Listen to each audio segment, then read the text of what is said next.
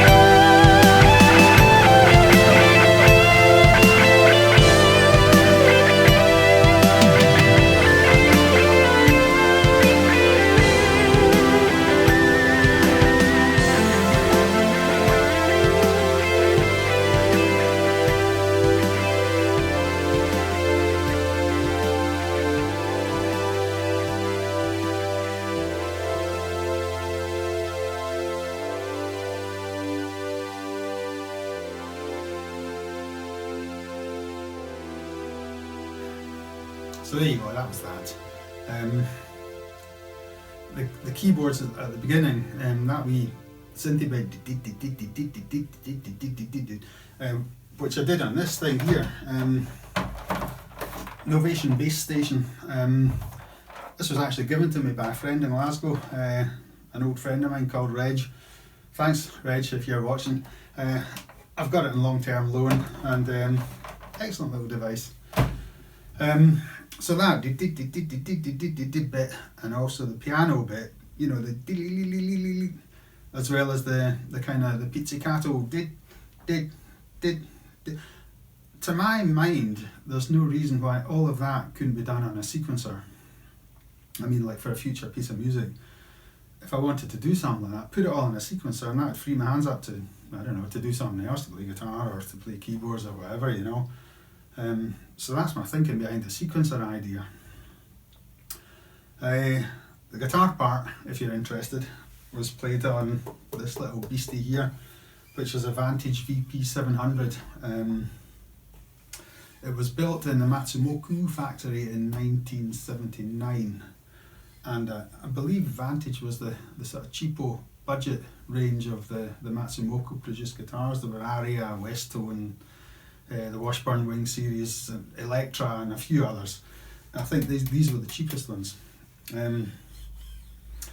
Cosmetically, it's got a switch tip missing there, truss rod covers missing, and if you look there, it's got gouge out the neck.